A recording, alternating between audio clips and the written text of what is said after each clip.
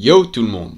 Et oui, je pense que vous l'avez remarqué, j'ai repris YouTube. Alors ça fait plusieurs vidéos que j'ai sorties sur un projet que je suis en train de faire et que j'aimerais réaliser pour 2023. Je suis en train de refaire entièrement un jeu vidéo. Le jeu que je suis en train de refaire, c'est The Binding of Isaac. C'est un jeu 2D qui paye pas de mine, mais pour ceux qui ont joué, on en devient vite accro et c'est bien plus complexe qu'il n'y paraît. Alors j'ai pas la prétention de refaire entièrement le jeu parce que ce serait un travail colossal. Mais au moins reprendre le gameplay de base en rajoutant quelques items, ce serait déjà pas mal. Alors voilà, ma chaîne YouTube va pas se baser uniquement sur les tutoriels sur ce jeu vidéo, même si c'est un fil rouge conducteur toute l'année. J'aimerais également créer d'autres vidéos un peu plus tout public que des tutoriels assez techniques finalement. En tout cas, ça fait déjà 1 mois et demi que je suis en train de programmer le jeu et je trouve qu'il avance super bien. Alors tout d'abord, j'ai commencé par le déplacement de mon personnage. Pourquoi déplacer le personnage quand on crée un jeu vidéo? En général, c'est la première chose qu'on fait, que ce soit un jeu vidéo en 2D ou en 3D. Lorsqu'on a un personnage qui doit se déplacer, ça va être la première fonctionnalité qu'on va mettre en place. Alors exception faite sur les jeux de cartes ou les jeux de puzzle par exemple, où il n'y a pas besoin de déplacement. Mais à part ces exceptions, c'est bien la première chose qu'on fait. En réalité, je pense profondément que c'est également la première interaction qu'on a avec le jeu vidéo. Dans les tout premiers jeux vidéo, la seule interaction qu'on avait, c'était le déplacement de quelque chose. Le déplacement d'une raquette pour Pong, le déplacement d'un petit bonhomme pour Pac-Man. Je pense que le déplacement c'était vraiment la base fondamentale du gameplay de jeux de l'époque et c'est quelque chose qu'on a gardé au fur et à mesure. Je me souviens la première fois que j'ai joué à Mario, j'ai tout de suite compris les touches qu'il fallait faire pour déplacer mon personnage. Et j'ai ensuite appris le saut et à récupérer des pièces, etc. D'autres éléments du gameplay un peu plus complexes. Mais la première chose qu'il faut faire, c'est le déplacement du personnage. Alors évidemment, le personnage, il se déplace pas tout seul, il se déplace dans un environnement. Donc avant, il faut peut-être faire un environnement basique. Pourquoi j'avais créé tout d'abord une salle dans laquelle mon personnage pourra se déplacer par la suite. Et la première erreur. Le sprite que j'ai pris, c'était le sprite du premier jeu Binding of Isaac, et je voulais que le jeu ressemble à celui le plus récent. Et donc j'ai passé un temps assez monstre à faire les box de collision des murs, c'est-à-dire placer les éléments pour éviter que mon personnage passe à travers les murs. La box de collision c'est un élément qu'on applique à tous les objets que l'on ne veut pas traverser. Et donc j'ai passé du temps à placer mes murs au pixel près par rapport à l'image de base. Sauf que l'image n'était pas bonne et j'ai dû refaire le travail plus tard en changeant l'image. Et ça c'est venu qu'au 6e épisode. Bon du coup l'erreur est humaine et j'ai résolu le problème sans souci, juste avec un peu d'huile de coude finalement. Notre personnage doit pouvoir se déplacer dans un donjon qui n'est pour le moment pas généré aléatoirement dans mon cas.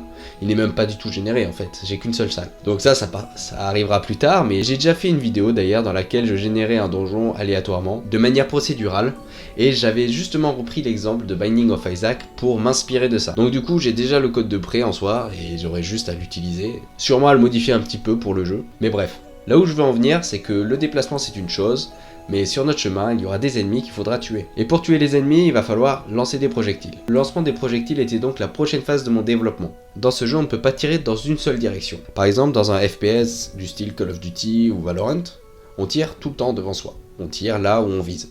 Sauf que là, on peut viser tout autour. Et comme on est dans un jeu 2D, il faut prendre en compte ces 4 possibilités. En haut, en bas, à gauche, à droite. Donc il fallait prendre ça en compte. Et en plus, les différentes variables de notre projectile, c'est-à-dire sa vitesse, la distance à laquelle notre projectile peut aller avant d'être détruit, sa destruction quand il rencontre un obstacle, par exemple un mur typiquement, ou un ennemi. Et également, il fallait prendre en compte la fréquence de tir. Parce que si on reste appuyé sur une touche, eh bien ça va tirer des milliards de larmes et nous on veut pas prendre ça en compte, on veut qu'il y ait une certaine fréquence de tir avant de pouvoir recharger pour tirer une nouvelle fois. Ça a plutôt bien marché et j'ai même amélioré cette fonctionnalité dans le 6e épisode dans lequel j'ai mis en place l'alternative entre l'œil gauche et l'œil droit qui rajoute encore plus de complexité sur la direction des tirs. Mais sans cette complexité, notre tir de projectile était vraiment différent du jeu original, et moi je vais faire en sorte qu'on ne différencie presque pas mon jeu et le jeu original. Ensuite, après le déplacement, le jeu était quand même hyper statique et donc j'ai décidé de rajouter les animations pour un peu plus de fun et parce que c'est également une base dans le jeu vidéo, c'est quelque chose qui donne envie de jouer. Un jeu sans animation, c'est très basique. Même les jeux Flash auxquels je jouais quand j'étais petit, ils avaient des animations très basiques, mais ils avaient des animations. Sauf pour certains jeux où il n'y avait pas d'animation, mais en général c'était des traumatismes absolus. J'ai quand même eu quelques soucis avec les animations parce que de l'expérience que j'en avais sur Unity, c'était quand même quelque chose de très basique, et là c'était quelque chose de plus poussé que je devais mettre en place, avec des animations qui s'impactaient entre elles, et ça j'avais jamais fait auparavant, donc j'ai appris sur le tas. Et le rendu est assez proche du jeu original finalement, donc j'en suis plutôt fier. Ensuite, j'ai fait quelque chose que je ne fais en généralement pas dans les premières phases d'un jeu vidéo, je me suis occupé du son. Alors le son, c'est hyper important dans un jeu vidéo. Ça permet de mieux comprendre son environnement, de comprendre les actions qu'on mène, et de rajouter une ambiance, une musique. Un jeu vidéo sans musique, c'est vraiment très mort, ou alors c'est fait exprès par les développeurs pour simuler un environnement vide, ou faire un environnement de solitude, comme dans certains jeux. Et donc j'ai rajouté la musique du jeu vidéo que j'ai très vite désactivé parce que quand on relance le jeu à chaque fois pour tester une fonctionnalité et qu'on a la musique qui recommence et recommence et recommence en boucle, ça peut vraiment vite donner un mal au crâne. Par contre les bruitages c'est quand même très important de les laisser parce que ça permet d'avoir un feedback sur nos actions. En général, même quand je joue dans un jeu vidéo, au bout d'un certain moment je désactive la musique mais je garde les bruitages. Et bien quand je développe du coup je fais pareil. Ensuite j'ai pour optique d'ajouter les ennemis, sauf que ajouter des ennemis c'est pour nous infliger des dégâts. Et donc, pour nous infliger des dégâts, il nous faut une barre de vie. Alors c'est ce que j'ai fait. J'ai rajouté un élément d'interface qui permet de gérer notre barre de vie. En plus, la barre de vie sur The Binding of Isaac est un peu complexe. C'est pas une simple jauge qui descend, c'est vraiment des éléments à part entière, des cœurs qui peuvent s'ajouter ou s'enlever, des cœurs différents, des cœurs qui ont un effet spécial lorsqu'ils disparaissent, qui peuvent infliger des dégâts. Bref, la gestion de la barre de vie est bien plus complexe dans le jeu de base que celle que j'ai faite. Mais pour le moment, ce que j'ai fait, c'est se rapprocher le plus possible de la barre de vie classique. J'ai fait les bases en fait. Maintenant, j'ai encore beaucoup de choses à faire. La suite, ce serait de rajouter des ennemis, avec une intelligence dans son déplacement qui permet de suivre mon personnage en esquivant les obstacles. Enfin, il y a certains ennemis qui n'esquivent pas les obstacles, mais ça, c'est d'autres types d'ennemis. J'aimerais faire du coup plusieurs types d'ennemis avec plusieurs intelligences de déplacement. Et ensuite, j'aimerais du coup générer, enfin, le donjon. Mais avant de générer le donjon, il va falloir que je travaille d'abord sur les éléments de level design. Ça va être tous les briques élémentaires, par exemple un rocher, un trou, ça peut être les items ramassables, les coffres, les pièces. Ça va être aussi le système de porte qui s'ouvre uniquement lorsqu'il n'y a plus d'ennemis dans la pièce. Et une fois que j'aurai fait ça, je pourrai donc générer le donjon. Et une fois que j'aurai généré le donjon, je pourrai m'occuper dans un premier temps des items que l'on pourra récolter pour améliorer notre personnage.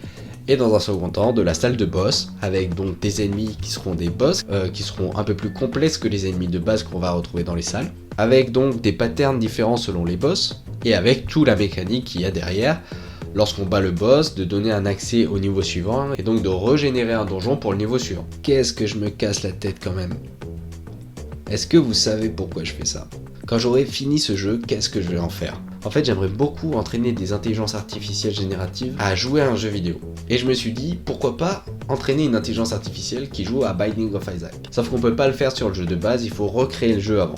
Il faudra entraîner mon modèle dans un jeu que j'ai prévu pour, avec des variables et des données que je pourrais donner à mon modèle, donner à mon intelligence artificielle pour qu'elle apprenne d'elle-même à jouer aux jeux vidéo. Et là, quelle satisfaction! J'adorerais sortir une vidéo dans laquelle je vous montre comment j'ai mis en place une intelligence artificielle qui joue elle-même à Binding of Isaac. Et en plus, pour le moment, ce sera Binding of Isaac, mais je peux lui apprendre également à faire d'autres actions dans Binding of Isaac. Je peux également lui apprendre à faire la tier list des items les plus efficaces dans le jeu selon elle. Bref, j'espère que vous kiffez le projet autant que moi. Je vous laisse mettre un like à la vidéo et à vous abonner. Partagez sur les réseaux sociaux si cette vidéo vous a plu. Sur ce, je vous dis à bientôt. Ciao!